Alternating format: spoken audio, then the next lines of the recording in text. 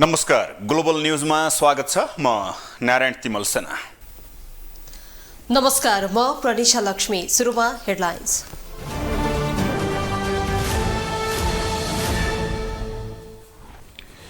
संसदमा 1 महिना लामो बजेटमाथिको छलफल व्यर्थ। सांसदहरूले दिएका सुझाव समेटेर संशोधन गर्ने व्यवस्था नै नभएको जिकिर। मन्त्रीहरू नै भन्छन् बजेटमा विभेद भयो। कांग्रेस एमालेको नयाँ गठबन्धन बन्ने हल्लाले सत्तारूढ दलमा किचलो। सरकार ढाल्न एमाले सक्रिय भएको आरोप। कांग्रेसमा भने गुटगत फरक अभिव्यक्ति। पशुपतिमा भएको अनियमिततामा अख्तियारको चासो। सुनको जलहरी निकालेर नाप जाँच। कोषका तत्कालीन सदस्य सचिव डाक्टर प्रदीप ढकाल विरुद्ध भ्रष्टाचार मुद्दा दायर। युक्रेनको युद्ध र वाग्नर सङ्कटले रुसी शक्तिलाई कमजोर पारिरहेको युरोपेली सङ्घका शीर्ष कूटनीतिज्ञको टिप्पणी। युक्रेन विरुद्धको युद्धले रुसी शक्तिलाई ध्वस्त पारिरहेको आरोप। र 7औं प्रधानमन्त्री कप राष्ट्रिय महिला तथा पुरुष क्लब लिग भलिबल प्रतियोगिता असारको अन्तिम साता आयोजना हुने। पुरुषतर्फ 8 र महिलातर्फ 6 टिमको सहभागिता।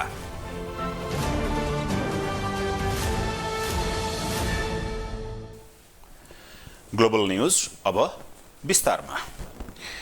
सरकारले आगामी आर्थिक वर्षका लागि ल्याएको बजेटमाथि प्रतिपक्ष मात्रै होइन कि सत्ता पक्षकै सांसदहरू असन्तुष्ट छन्। सत्तामा रहेको जनता समाजवादी पार्टी र नेकपा एकीकृत समाजवादीका सांसदहरूले बजेट संशोधन नभए पारित हुन नदिने दोहोऱ्याइरहेका छन्। कतिपय कांग्रेस सांसदले पनि आफ्नै अर्थमन्त्रीले ल्याएको बजेटमा असन्तुष्टि जनाइरहेका छन्। यता नेपालको राजनैतिक इतिहासमा भने बजेट ल्याउने अर्थमन्त्रीले नै कमजोरी स्वीकार गरे पनि बजेट भने संशोधनको अभ्यास अहिलेसम्म भएको छैन। एक रिपोर्ट। वर्तमान सरकारले आगामी आर्थिक वर्ष 2080-81 का लागि ल्याएको बजेटमाथि सांसदहरूले उठाएका प्रश्नको जवाब सम्बन्धित मन्त्रीहरूले दिइरहेका छन्। बजेट जनतामुखी हुन नसकेको भन्दै प्रतिपक्षी दलहरूले मात्रै होइन सत्तारूढ दलले समेत बजेटको चर्को आलोचना गरिरहेका छन्।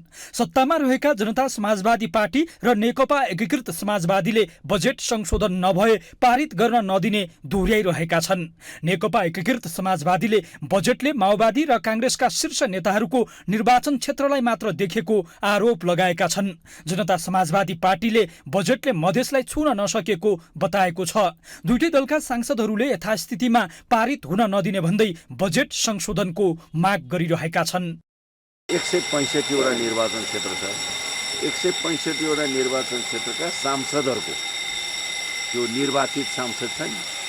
त्यो निर्वाचित सांसदको संयोजकत्वमा त्यहाँ अरू पनि सांसद छन् भने तिनलाई साथमा राखेर सम्बन्धित मन्त्रालयहरूले बजेट बनाउनुपर्छ।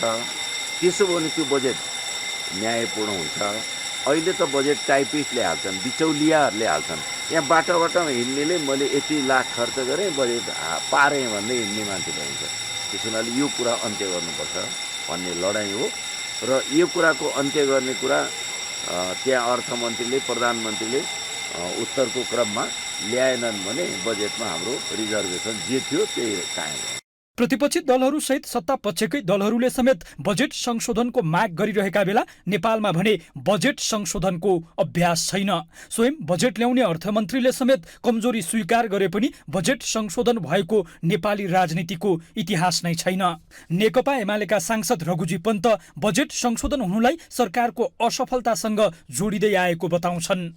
अब सत्तापक्षभित्र आएको कुरो त्यो सत्तापक्षको कुरा हो। अहिलेसम्मको प्रचलित चलन के हो भन्दा नीति कार्यक्रम फेल भयो भने र बजेट फेल भयो भने सरकार फेल हुन्छ भन्ने मान्यता छ। त्यो मान्यतालाई यो सरकारले फेर्न अगाडि कुनै प्रयत्न गरेको सरसल्लाह गरेर जस्तो लाग्दैन। त्यसो हुँदाखेरि मैले बुझेको कुरा के हो भन्दाखेरि बजेटमा परिवर्तन पनि हुँदैन। अब पछि परिवर्तन गर्नु होला बजेट पास गरिसकेपछि त्यो उहाँहरूको कुरा हो। र सामान्यतया त्यसो संसदबाट पारित गरे बजेट हेरफेर गर्न नमिल्ने हो। तर संसदबाट पारित हुनु अगाडि अङ्क अथवा केही बजेटको करहरू यस्तामा तत्काल कुनै संशोधन हुन्छ भन्ने त मलाई लागेको छैन। अब के गर्ने त सत्ता गठबन्धनका दलहरूले जानु। सरकारले बजेट ल्याएपछि संसदमा पक्ष र विपक्षमा बहस हुने गर्छन्।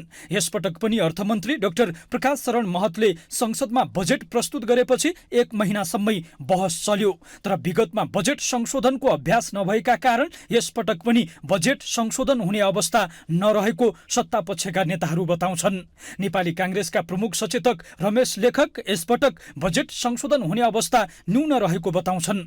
तर अर्को वर्षबाट भने बजेट संशोधनको थालनी गर्नुपर्ने उनको भनाइ छ। अब अर्को आर्थिक वर्षमा सदनको समेत भूमिका निर्धारण हुने गरी प्रतिनिधि सभा नियमावली संशोधन गरेर बजेटमा छलफल गर्ने र केही परिमार्जन गर्ने ढङ्गले जानुपर्छ भन्ने कुरा एउटा हो।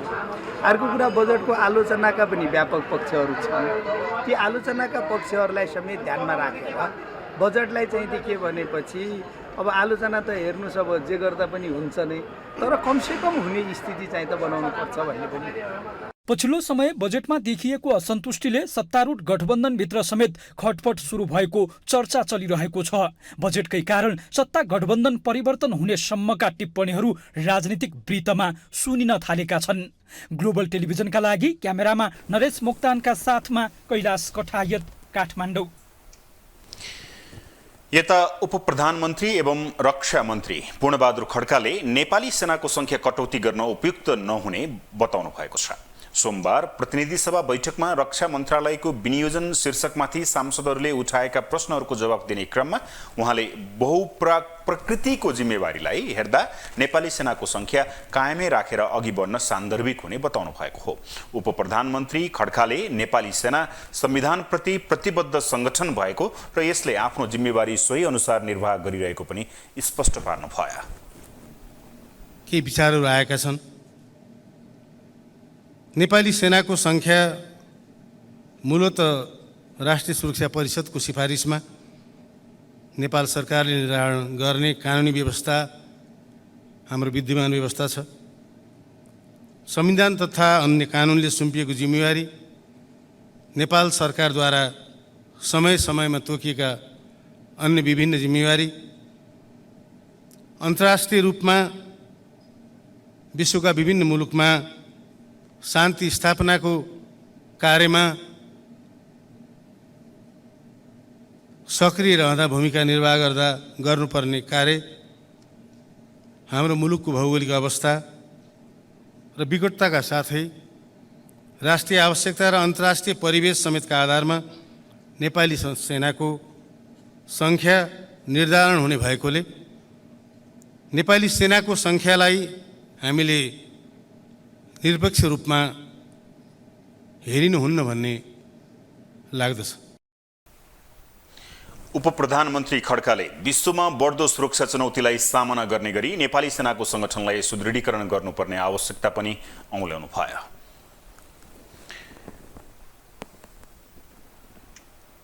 यता संघीय मामिला तथा सामान्य प्रशासन मन्त्री अमनलाल मोदीले संघीय निजामती सेवा ऐनको मस्यौदा छिट्टै संसदमा पेश गर्ने बताउनु भएको छ। सोमबार प्रतिनिधि सभा बैठकमा संघीय मामिला तथा सामान्य प्रशासन मन्त्रालयको विनियोजन शीर्षकमाथि सांसदहरूले उठाएको प्रश्नको जवाब दिने क्रममा उहाँले सो प्रतिबद्धता व्यक्त गर्नुभएको हो।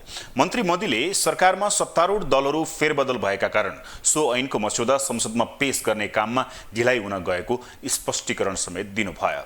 एमाले राष्ट्रिय स्वतन्त्र पार्टी लगायतका दलहरूको सहकार्यमा बनेको समीकरण परिवर्तन भई कांग्रेस माओवादी सहितको समीकरण बनेकोले सो ऐनको मस्यौदा संसदमा पेश गर्ने काममा ढिलाइ हुन गएको बताउनु भयो। कुरामा हामी कर्मचारीलाई मात्रै दोष दिएर हुँदैन या राजनीतिकलाई मात्रै दोष दिएर हुँदैन।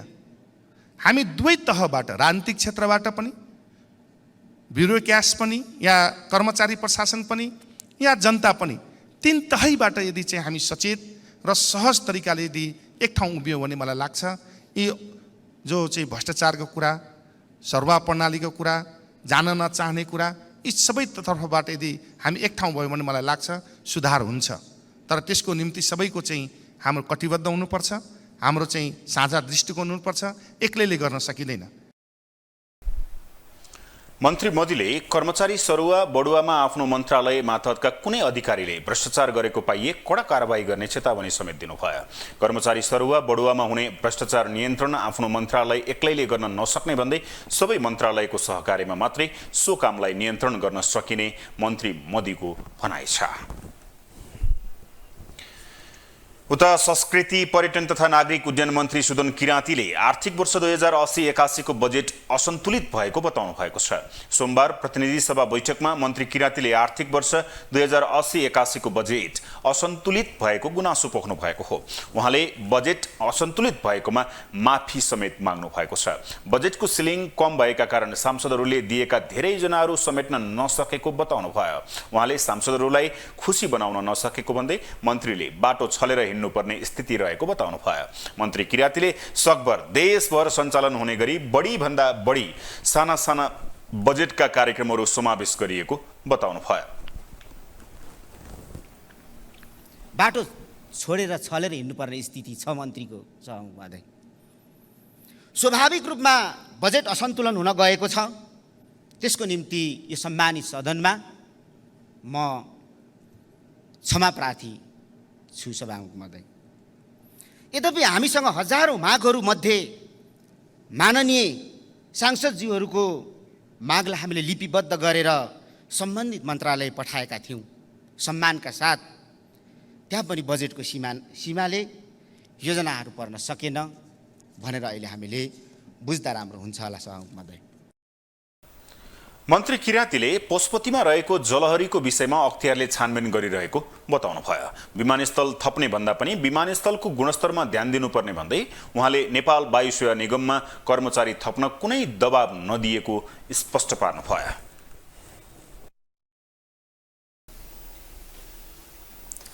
स्वास्थ्य तथा जनसङ्ख्या मन्त्री मोहनबहादुर बस्नेतले स्वास्थ्य विभाग कार्यक्रममा देखिएका कमी कमजोरीलाई सुधार गर्दै लैजाने प्रतिबद्धता जनाउनु भएको छ। मन्त्री बस्नेतले निजी क्षेत्रका कतिपय अस्पतालहरूले नवीकरण समेत नगरेका कारण ती अस्पतालहरूमा स्वास्थ्य बीमा कार्यक्रम सञ्चालन गर्न नसकिएको स्पष्ट पार्नुभयो। सोमबार प्रतिनिधि सभा बैठकमा स्वास्थ्य तथा जनसङ्ख्या मन्त्रालयको विनियोजन शीर्षकमाथि सांसदहरूले उठाएका प्रश्नको जवाब दिने क्रममा उहाँले स्पष्टीकरण दिनुभएको हो। मन्त्री बस्नेतले सो कार्यक्रममा देखिएका कमी कमजोरीहरूलाई हटाउने गरी कार्य योजनाहरू बनाउने काम भइरहेको समेत बताउनु भएको छ। हस्पिटल यो मेडिकल कलेजहरूले पनि यो सम्झौता अवधि सकिएकाहरूले सुरुमा रिन्यु नगरेको अवस्था र बिरामीहरूलाई उपचारमा अप्ठ्यारो परेको अवस्था र अहिले उहाँहरूले फेरि चाहिँ हामी गर्न पाऊँ भन्ने अवस्थाको कारणले कतिपय ठाउँमा यो अलिकता चाहिँ अप्ठ्यारो परिरहेको अवस्था यसलाई सुधार्ने प्रक्रियामा हामी छौँ। तर यसमा चाहिँ व्यावहारिक रूपमा यसलाई व्यवस्थापन गर्दै लाने कुरामा केही कमी कमजोरीहरू भएको कुरालाई सुधार गर्दै यसको चाहिँ उद्देश्यलाई व्यापक रूपमा चाहिँ यो अगाडि सार्ने यो कार्ययोजनाहरू तयार भइरहेको कुरा पनि म यहाँ निवेदन गर्न चाहेँ। मन्त्री बस्नेतले स्वास्थ्य उपचारमा गरिब जनताको पहुँच वृद्धिका लागि आफूले निशुल्क बेडहरूको व्यवस्था मिलाउने कामलाई अघि बढाएको बताउनु भएको छ। दुई ठूला दल नेपाली कांग्रेस र नेकपा एमाले बीच सत्ताका लागि नयाँ गठबन्धन बन्न लागेको हल्लाले यति बेला सत्तारूढ गठबन्धनभित्र खैला बैला मचिएको छ। कांग्रेस सभापति शेरबहादुर देउवालाई प्रधानमन्त्री बनाउने गरी एमाले र कांग्रेसका दोस्रो तहका नेताहरू छलफलमा रहेको खबर बाहिरिएसँगै सत्तारूढ गठबन्धनमा समेत अविश्वास बढेको छ। एक रिपोर्ट। नेकपा माओवादी केन्द्र सहितको समाजवादी मोर्चाले असन्तुष्टि बढाएका बेला कांग्रेस एमालेको नयाँ गठबन्धनको खबरले सत्तारूढ गठबन्धनको भविष्यमाथि नै अनेक अड्कलबाजी सुरु भएका छन्। कांग्रेस सभापति तथा संसदीय दलका नेता शेरबहादुर देउवालाई प्रधानमन्त्री बनाउन एमाले र कांग्रेसका दोस्रो तहका नेताहरू सघन छलफलमा रहेको समाचार बाहिरिएपछि सत्तारूढ गठबन्धनभित्र असन्तुष्टि चुलिएको छ। समाजवादी मोर्चाको निर्माण, बजेटमा असन्तुष्टि र कांग्रेस एमालेको नयाँ गठबन्धनको खबरले सत्तारूढ गठबन्धनको भविष्य नै संकटमा देखिएको विश्लेषण भइरहेको छ। कांग्रेस महामन्त्री गगन थापाले गठबन्धन फेर्नु ठूलो कुरा नभएको अभिव्यक्ति दिएपछि त झन् सत्ता गठबन्धनमा अविश्वासको खाडल झनै गहिरो बनेको टिप्पणी भइरहेको छ। यिनीहरूले चाहिँ संसदीय पद्धतिका कुरा गर्छन्, त्यो त जनतालाई उल्लु बनाउने कुरा हो। मुख्य कुरा तपाईँको चाहिँ दाउपेच र कसलाई चाहिँ छक्क्याएर कसलाई झुक्क्याएर सत्ताको रसासन गर्नुपर्छ भनेर पुस 10 गते एउटा घटना घटाए। त्यसपछि फेरि 2 महिनापछि फेरि अर्को नाटक गरे। अब के नाटक गर्छन् भन्ने कुरा भन्नै सकिन्न, जे पनि हुनसक्छ। माओवादी केन्द्रका अध्यक्ष पुष्पकमल दाहाल प्रचण्डले सत्ताको बागडोर सम्हालेको 6 महिना पुग्दा पुनः एकपटक गठबन्धन परिवर्तनको संकेत देखिएको राजनीतिक वृत्तमा विश्लेषण भइरहेको छ। प्रचण्डले सत्ता टिकाउन समाजवादी मोर्चा बनाएको र त्यसबाट असन्तुष्ट काङ्ग्रेसले एमालेसँग नयाँ गठबन्धनको प्रयास गरिरहेको स्वयं सत्तारूढ गठबन्धनका नेताहरूले नै खुलासा गरेका छन्। केही दिनअघि एकीकृत समाजवादीका अध्यक्ष माधव कुमार नेपालले नै एमाले अध्यक्ष केपी शर्मा ओलीले गठबन्धन भत्काउन खोजेको आरोप लगाएका थिए। उनकै पार्टीका नेता सोमनाथ पाण्डे पनि गठबन्धन परिवर्तनको प्रयास भइरहेको तर अहिलेको गठबन्धन भने नटुट्ने बताउँछन्। यसमा चाहिँ एकदम तमोर प्रष्ट हुनुहोस्, यो गठबन्धन 5 वर्ष जान्छ, अहिले गठबन्धन तलमाथि केही हुँदैन। जे चर्चा आएको छ र केही नेपाली कङ्ग्रेसका युवा साथीहरूले अलिकति पपुलारिटी लिनको निम्ति उहाँहरू खास गरेर चाहिँ सङ्गठन गरेर देशमा चाहिँ हिजोदेखि जसरी चाहिँ अब मान्छेहरू जेल नेल गरेर सत्ता परिवर्तनलाई नेपाली कङ्ग्रेसका नेपाल कम्युनिस्ट पार्टीका नेताहरू बसेर जुन खालको काम गर्नु त्यसरी चाहिँ नाम कमाएको होइन। उहाँहरू चाहिँ मिडियामा आएर अनि यो चाहिँ संसदीय फाँटमा आएर नाम कमाएको साथीहरू हो। सत्तारूढ गठबन्धनभित्रका 3 दल माओवादी केन्द्र, जनता समाजवादी पार्टी र एकीकृत समाजवादी सहित 54 सिटको बलमा प्रचण्डले सत्ताको आयु लम्ब्याउन खोजेपछि असन्तुष्ट काङ्ग्रेसले अर्को खेल सुरु गरेको बताइएको छ। तर माओवादी केन्द्रका नेताहरू भने सत्ता टिकाउनका लागि नभई कम्युनिस्ट आन्दोलनलाई बलियो बनाउन समाजवादी मोर्चा बनाइएको तर्क गर्छन्। यो अनायास आकस्मिक रूपमा कसैलाई तर्साउन ल्याइएको कुरा पनि होइन। गएको स्थानीय निर्वाचनभन्दा अगाडिदेखिबाटै जसले हामी मोर्चा बनायो त्यसका बिचमा छलफल भएको हो। विविध प्राविधिक कारणले अड्किएको थियो। खास गरिकन समाजवादमा जाने हामी सबैले भनेका छौँ। नेपाली काङ्ग्रेसले भन्ने गरेको समाजवाद र हामी कम्युनिस्टहरूले वामपन्थीहरूले भन्ने गरेको समाजवादको परिभाषामा केही भिन्नताहरू छन्। त्यसैले समाजवादमा जाने शक्तिहरूका बिचमा विकेन्द्रित हुने, शक्ति क्षयीकरण हुने भन्दा पनि एकीकृत गर्ने र शक्तिलाई बोलगन नगर्ने उद्देश्यका साथ यो मोर्चा बनाइएको हो। यता नेकपा एमालेका नेताहरू भने राजनीतिको स्थायित्वका लागि काङ्ग्रेस एमालेको सरकार अपरिहार्य रहेको बताउँछन्। साना साना दलहरूलाई समेटेर सरकार बनाउँदा अस्थिरता बढ्ने र त्यसले सरकार बन्ने र ढाल्ने खेल चलिरहने उनीहरूको भनाइ छ। मुलुक असाध्यै धेरै अस्थिरतातिर जाने भयो। त्यसो भएर दुईटा मुख्य दलहरूले केही कुराहरूमा समझदारी बनाऊ। सरकार तफसिलको कुरा भयो, सरकार के हुन्छ बेग्लै कुरा भयो। तर अहिलेको बढ्दो आर्थिक सङ्कट, जनतामा बढ्दै गरेको निराशा र जुन ढङ्गको भूराजनीतिक एउटा दबाव, प्रतिस्पर्धा र त्यसको भुँवरीमा नेपाल नजानिदो गरी धकेलिने स्थिति बनिरहेको छ। यसबाट मुक्ति पाउनका लागि चाहिँ मुख्य राजनीतिक दलहरूको बिचमा एउटा समझदारी बनाऊ, खास गरेर एमाले र कङ्ग्रेसको बिचमा भन्ने हाम्रो प्रस्ताव थियो। नेपाली राजनीतिमा कहिले कुन बेला र कसरी सरकार ढल्छ र बन्छ यसै भन्न सकिने स्थिति रहँदैन। विगतमा देखिएका असन्तुष्टिहरूले सत्ता ढलाएको थुप्रै उदाहरण छन्।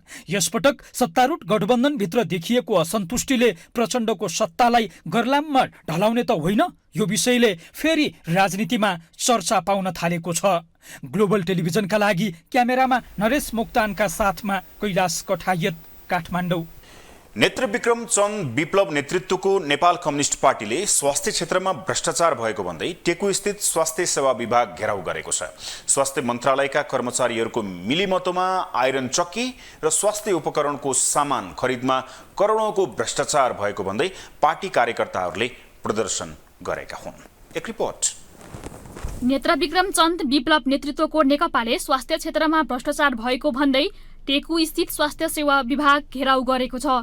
स्वास्थ्य मन्त्रालयको सचिव, स्वास्थ्य मन्त्रालयकै महानिर्देशक तथा आपूर्ति शाखाको प्रमुखको मिलोमतोमा करोडौंको भ्रष्टाचार भएको नेपाल कम्युनिस्ट पार्टीको आरोप छ।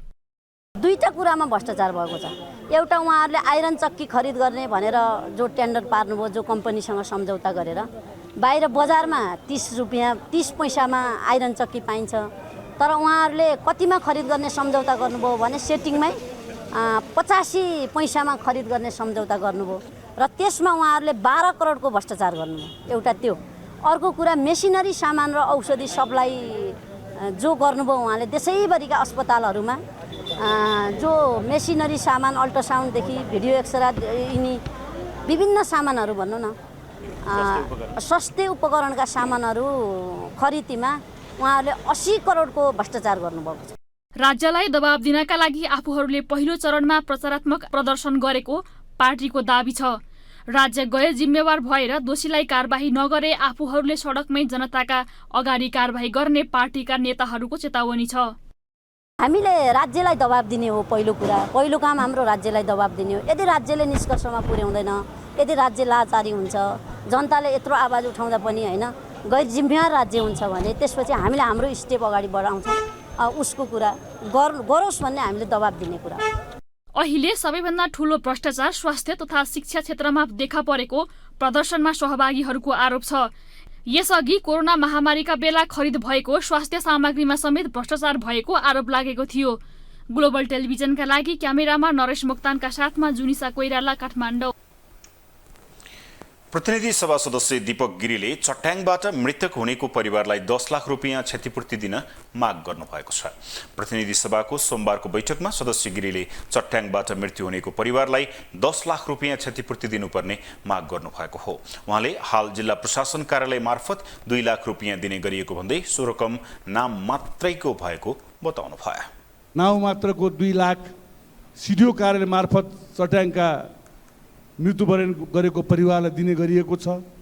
त्यो रकम नाउँ मात्रको छ।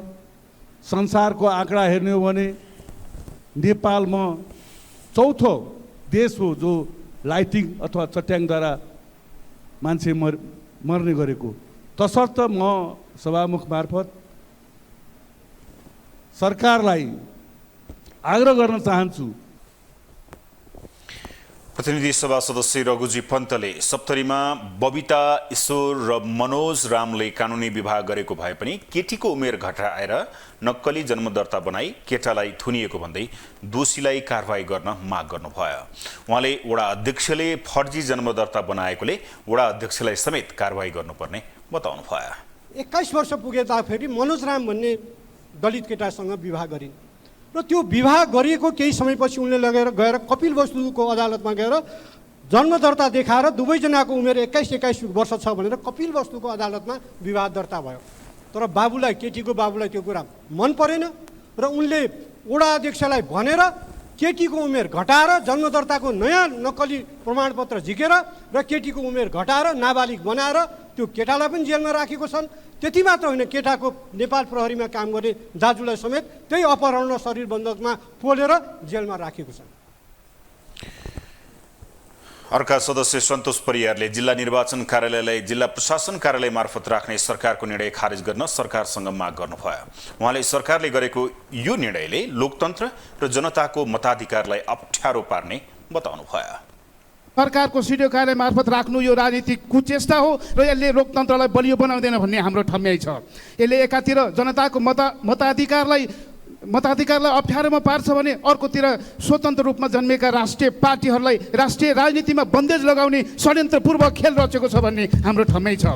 म सम्मान्य सभामुख मार्फतलाई भन्न चाहन्छु, यो आजको सङ्घीय लोकतान्त्रिक व्यवस्था कुनै अमुक राजनीतिक पार्टीको सङ्घर्षले मात्रै आएको होइन। तमाम नेपाली जनताको विज्ञान चेतना र उहाँको सबैको ज्ञानले आएको यो व्यवस्था हो।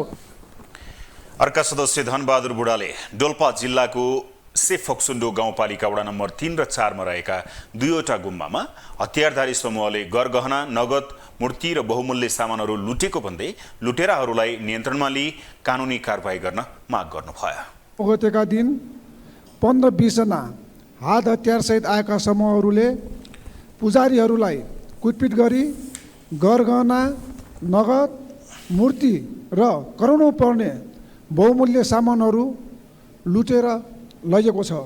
यी हात हतियारधारी लुटेरा समूहलाई तुरुन्तै नियन्त्रणमा लिई कानुनको कठघरामा ल्याउनु हुन म सम्माननीय सभामुख मार्फत गृह मन्त्रीज्यूलाई आग्रह गर्न चाहन्छु। अर्का सदस्य अब्दुल खानले प्रादेशिक पहिचान सहितको नेपाली नागरिकता दिन माग गर्नुभयो। यसरी संविधानले नै प्रादेशिक पहिचान सहितको नागरिकताको स्पष्ट व्यवस्था गरिसक्दा हालमा जिल्ला प्रशासन कार्यालयहरूले वितरण गरिरहेको नागरिकतामा प्रदेश किन खुलाइएको छैन? देश संहिता र नयाँ संरचनामा गएको 8 वर्ष भइसक्यो। यस अवस्थामा कुनै पनि ठेगाना बिना प्रदेशको अधुरो हुन्छ। नागरिकतामा पहिलाको उल्लेख हुन्छ तर प्रदेशको किन उल्लेख हुँदैन? तसर्थ प्रदेश उल्लेख गरी नागरिकता प्रदान गर्नुपर्दछ भनेर सभामुख मार्फत सरकारको गम्भीर ध्यानकर्षण गराउन चाहन्छु।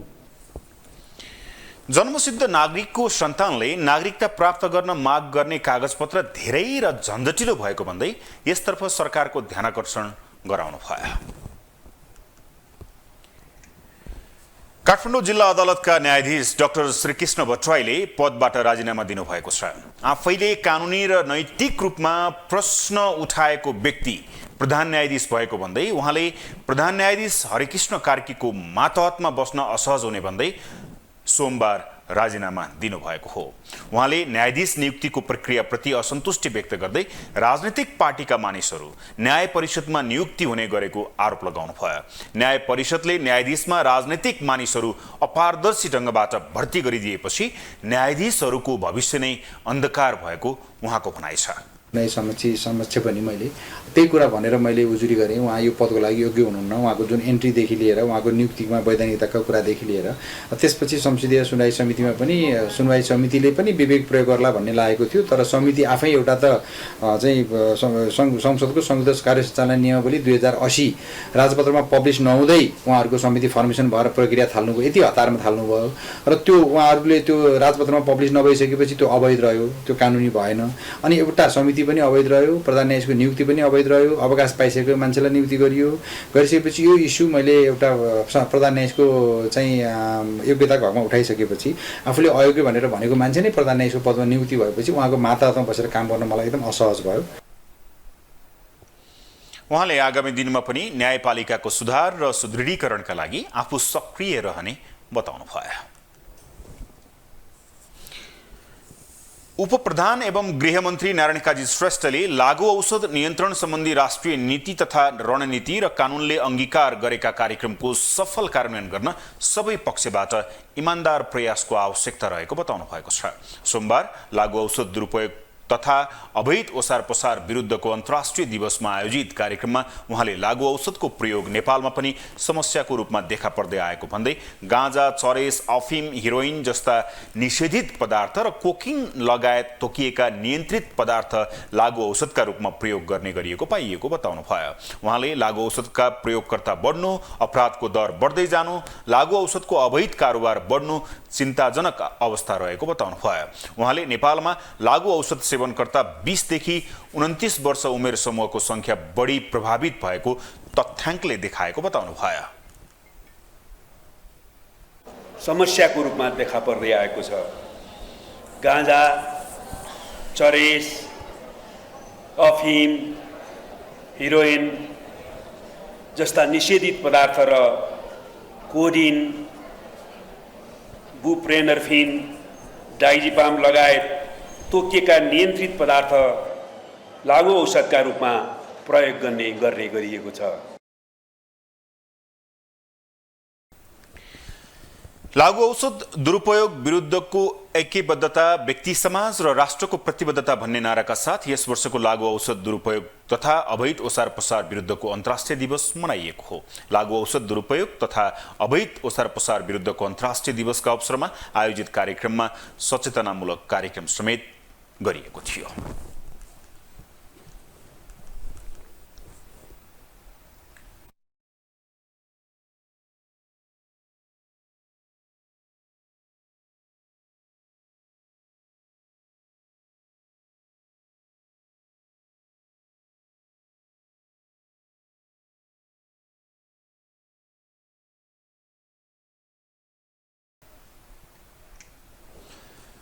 रोमानियामा रहेका गायक प्रकाश सपुतमाथि गीत गाउने क्रममा बियरको बोतल प्रहार भएको छ।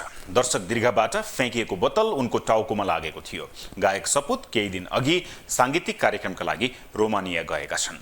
त्यसपछि गायक सपुतले केही समय स्टेज छाडेका थिए। स्टेज छाडेका सपुतले पुनः गीत गाएर समर्थकलाई मनोरञ्जन दिएका थिए।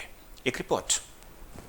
नेपाली संगीत क्षेत्रका चल्तीका गायक प्रकाश सपुतमाथि बोतल प्रहार भएको छ। रोमानियामा रहेका गायक प्रकाश सपुतमाथि गीत गाउने क्रममा क्यान बियरको बोतल प्रहार भएको थियो।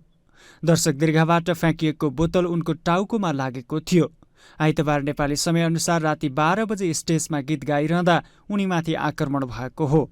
सपुतले बोलमाया गीत गाइरहँदा अचानक आधा पिएको क्यान बियर हुर्याइएको थियो।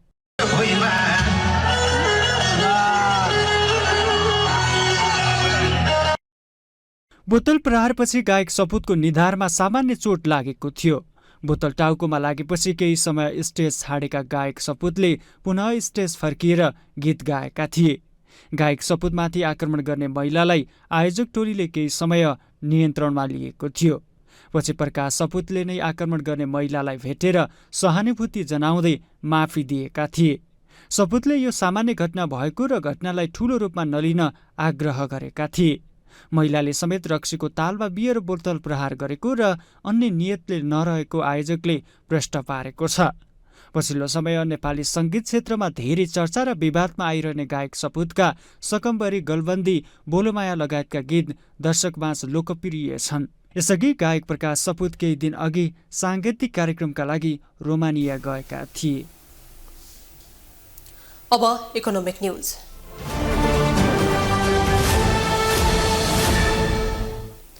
साताको दोस्रो कारोबारको दिन सोमबार पनि नेप्से परिसूचक सामान्य अङ्कले वृद्धि भएको छ। आइतबार 62.21 अङ्कले बढेको नेप्से परिसूचक सोमबार 11.69 अङ्कले बढेर 2129.42 बिन्दुमा पुगेको छ। त्यस्तै सेन्सिटिभ इन्डेक्स 3.66 अङ्कले बढेको छ भने फ्लोट इन्डेक्स 0.99 अङ्क र सेन्सिटिभ फ्लोट इन्डेक्स 1.040 अङ्कले बढेको छ।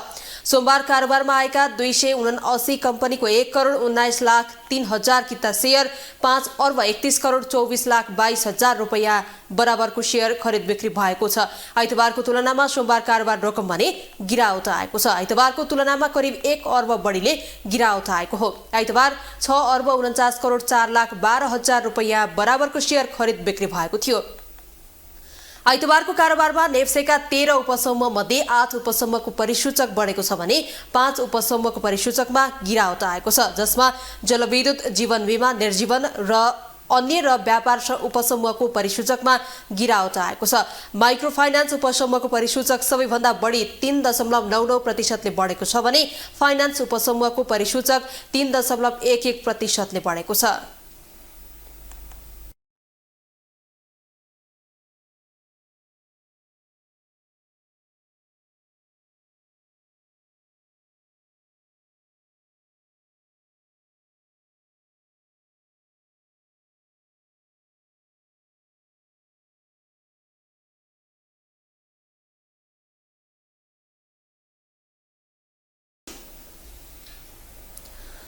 अख्तियार दुरुपयोग अनुसन्धान आयोग जलहरीको नाप जाँच गर्न आइतबार पशुपतिनाथ पुग्यो। जलहरीमा सुन गायब भएको उजुरी परेपछि आयोग पशुपतिनाथ पुगेको हो। जलहरी बनाउँदा एमाले अध्यक्ष केपी शर्मा ओली प्रधानमन्त्री भएको हुँदा उनले भ्रष्टाचार गरेको भन्दै माओवादी सांसदले संसदमा आरोप लगाएपछि एमाले संसद नै अवरोध गरेको थियो। एक रिपोर्ट। पशुपतिको सुनको जलहरीमा भ्रष्टाचार भएको उजुरी अख्तियार दुरुपयोग अनुसन्धान आयोगमा परेको थियो। 10 किलो सुन गायब भएको उजुरी परेपछि छानबिनका लागि आयोग आइतबार पशुपतिनाथ तरुका लागि पुग्यो। 2077 सालको माघ 12 गते आफ्नी पत्नीसहित पशुपतिनाथ मन्दिर पूजा गर्न गएका तत्कालीन प्रधानमन्त्री केपी शर्मा ओलीले पशुपतिमा सुनको जलहरी राख्नका लागि राज्य कोषबाट 30 करोड दिने घोषणा गरेका थिए। कोषले त्यसका लागि करिब 1 अर्बको बजेट अनुमान गर्यो। त्यो जलहरीका लागि सुरुमा करिब 104 किलो सुन लाग्ने अनुमान गरिएको थियो। जलहरी बनाउनका लागि कोषले राष्ट्र ब्याङ्कबाट करिब 103 किलो सुन खरिद गरेको थियो। कोषले 24 क्यारेट सुन पगालेर 22 क्यारेट बनाएको थियो। त्यसमा पनि करिब 3% तामा र 1% चाँदी राख्न लगाएको छ। 22 क्यारेटको 108 केजी सुनको जलहरी तयार पारियो। कोषको रेकर्डमा भने जलहरी बनाएको सुनको परिमाण 96 केजी 822 ग्राम मात्रै भएको मुचुल्का उठाइएको छ। महालेखा परीक्षकको कार्यालयको एउटा प्रतिवेदन अनुसार पशुपति क्षेत्र विकास कोषले राष्ट्र ब्याङ्कबाट करिब 103 किलो 773 ग्राम सुन किनेको उल्लेख छ। बाँकी सुन कहाँ गयो भनेर संसदमा नै कुरो उठेको छ। नेकपा माओवादी केन्द्रका सांसदले कति बाँकी छ भन्ने प्रश्न संसदमा जानकारी गराउन माग गरेका छन्। सरकारमा त भ्रष्टाचार नियन्त्रण गर्न सक्दैन भन्नु उहाँले, भ्रष्टाचार नियन्त्रण गर्न सक्दैन भन्दै गर्दा उहाँ सरकारमा बस्दाखेरि कति भ्रष्टाचारका काण्डहरू आए। यति ओम्नी वाइड बडी स्वास्थ्य सामग्रीको 2 अरबको भ्रष्टाचार, त्यति मात्र होइन पशुपतिनाथको जलरी लाउँदा पनि सुन लाउनेमा र पित्तल लगाइदिएर चाहिँ गरेका भ्रष्टाचारहरू हजारौँ सयौँ यस्ता भ्रष्टाचारका काण्डहरू छन्। आफू सरकारमा हुँदाखेरि जे गर्न सकिएन त्यो अहिलेको सरकारले गर्दैछ। मूलभूत रूपमा सरकारले यो मुलुकको चाहिँ आवश्यकता प्रतिनिधित्व गर्छ, नीति कार्यक्रमले जनताको अपेक्षा र राष्ट्रिय आवश्यकता प्रतिनिधित्व गर्छ। त्यसकारण यो नीति कार्यक्रम साँच्चीकै सजीव छ, जीवन्त छ, गतिशील छ। जलहरी लगाउँदा सुन हराएको भनी महालेखा परिषदको कार्यालयले आफ्नो 59औं प्रतिवेदनमा उल्लेख गरेको छ। सोही प्रतिवेदनलाई आधार मानेर नेकपा अध्यक्ष ओलीमाथि आरोप लगाएपछि एमाले संसद नै अवरोध गरेको थियो। सदन सुचारू ढङ्गले व्यवस्थित ढङ्गले अगाडि नबढोस् भन्ने होइन, हामी त्यसको पक्षमा छौँ। तर यति ठुलो गम्भीर किसिमको जुन आरोप लगाइएको छ यो सामान्य विषय होइन। आज संसारभरिका हिन्दूहरूको आराध्यदेव भगवान पशुपतिनाथको मन्दिरको गजुरमा पित्तल छ भनेर सदनमा भनिन्छ, त्यो पनि सत्ता पक्षको सांसदबाट भनिन्छ। यो सामान्य विषय हो सभामुख महोदय, यसको छानबिन हुनुपर्छ। नेकपा एमाले जलहरीको विषयमा आफूलाई आरोप लगाएको भनिए पनि जनस्तरबाट यसको सत्य तथ्य छानबिनको लागि आवाज उठिरहेको छ। ग्लोबल टेलिभिजनका लागि क्यामेरामा निर्मल तिमिलसेनाका साथमा सूर्य भट्टराई, काठमाडौँ। अब इन्टरनेसनल न्युज।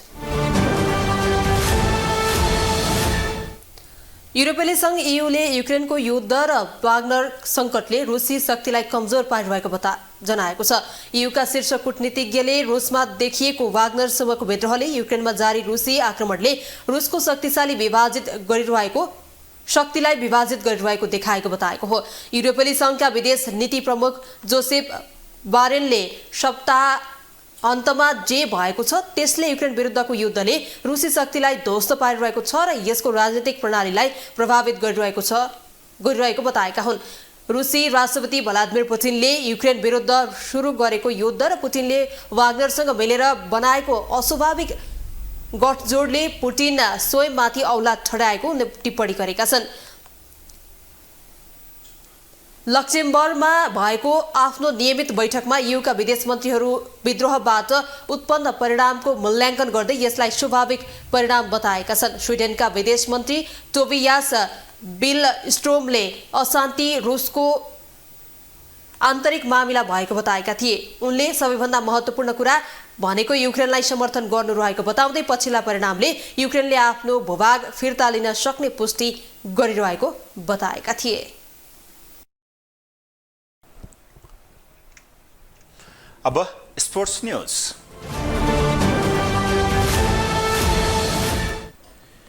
सातौं प्रधानमन्त्री कप NVA राष्ट्रिय महिला तथा पुरुष क्लब भलिबल लीग आगामी असारको तेस्रो सप्ताहदेखि सुरु हुन भएको छ। नेपाल भलिबल संघको आयोजनामा आगामी असार 23 गतेदेखि 30 गतेसम्म पुरुष तथा महिला भलिबल क्लब लीग हुने भएको हो। यसै संस्करणदेखि प्रतियोगितामा प्रधानमन्त्री कप नाम राखिएको छ। संघले सोमबार एक कार्यक्रम आयोजना गर्दै प्रतियोगिताका बारेमा जानकारी दिएको हो। क्लब भलिबल च्याम्पियनसिपमा पुरुषतर्फ 8 र महिलामा 6 टोलीले प्रतिस्पर्धा गर्दैछन्। 5 महिना अगाडि सम्पन्न क्लब भलिबल च्याम्पियनसिपबाट छनौट भएका टोलीले क्लब भलिबल लीग खेल्न लागेका हुन्। पुरुषमा tiptop help Nepal sports club, Tribhuvan army club, सशस्त्र प्रहरी बलको APF, नेपाल पुलिस दावाली मिलन क्लब, केशवलाल स्मृति प्रतिष्ठान, गण्डकी प्रदेश भलिबल संघ र सैलङ बागढुङ्गा स्पोर्ट्स क्लबले भिड्दैछन्। महिलामा भने Nepal police, new diamond youth sports club, APF, army, Everest volleyball club र गण्डकी प्रदेश भलिबल क्लबले प्रतिस्पर्धा गर्नेछन्। प्रत्येक टोलीले 3 जना विदेशी खेलाडी समावेश गर्न पाउने नेपाल भलिबल संघका अध्यक्ष जितेन्द्र बहादुर चन्दले जानकारी दिनुभएको छ।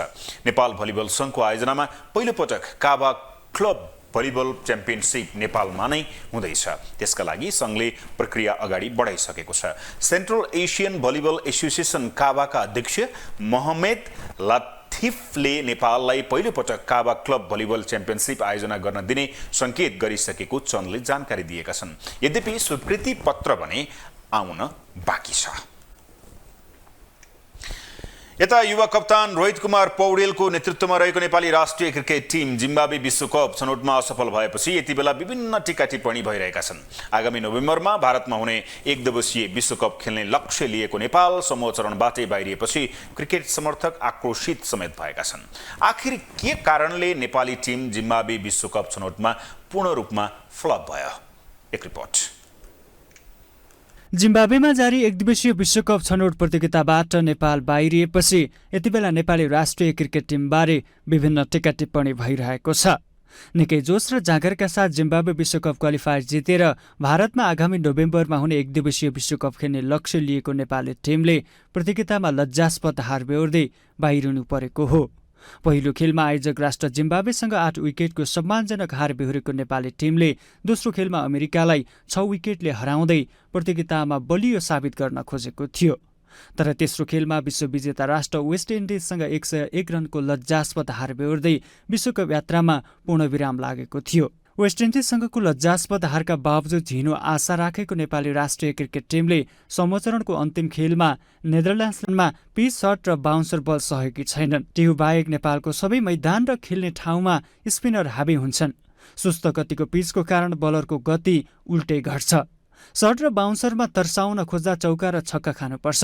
सुरुवातदेखि नै नेपाली ब्याटरले त्यो पिच र कन्डिसनमा खेल्न र अनुभव गर्न पाएका थिएनन्, जहाँ पिचले साथ पनि दिएको थिएन। जिम्बाब्वेको अधिकांश खेलमा विकेट नआउँदा नेपाली बलरले जोखिम बोलेर धेरै रन आयो, जुन कुरा पहिलेदेखि नै सर्ट बलको तयारी नहुनु एक प्रमुख कारण हो।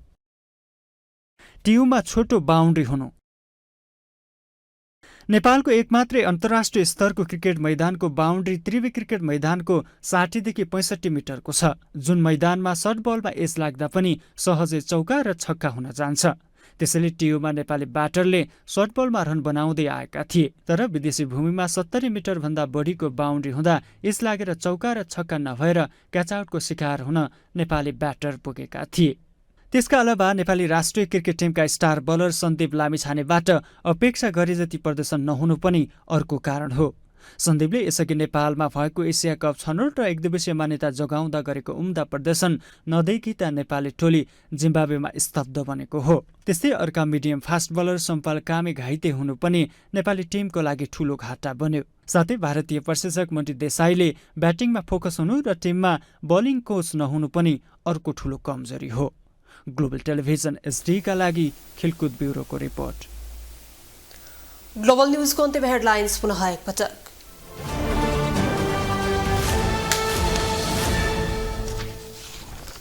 संसदमा 1 महिना लामो बजेटमाथिको छलफल व्यर्थ, सांसदहरूले दिएका सुझाव समेटेर संशोधन गर्ने व्यवस्था नै नभएको जिकिर, मन्त्रीहरू नै भन्छन् बजेटमा विभेद भयो।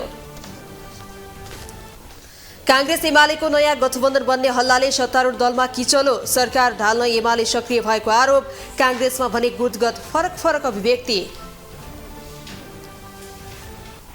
पशुपतिमा भएको अनियमिततामा अख्तियारको चासो, सुनको जलहरी निकालेर नाप जाँच, कोषका तत्कालीन सदस्य सचिव डाक्टर प्रदीप ढकाल विरुद्ध भ्रष्टाचार मुद्दा दायर। युक्रेनको युद्ध र वाग्नर सङ्कटले रुसी शक्तिलाई कमजोर पारिरहेको युरोपेली सङ्घका शीर्ष कूटनीतिज्ञको टिप्पणी, युक्रेन विरुद्धको युद्धले रुसी शक्तिलाई ध्वस्त पारिरहेको आरोप। र 7औं प्रधानमन्त्री कप राष्ट्रिय महिला तथा पुरुष क्लब लिग भलिबल प्रतियोगिता असार अन्तिम साता आयोजना हुने, पुरुषतर्फ 8 र महिलातर्फ 6 टिमहरूको सहभागिता।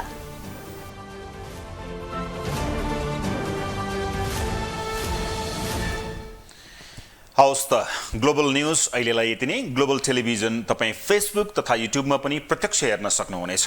ग्लोबल टेलिभिजन हेर्दै गर्नुहोला। नमस्ते।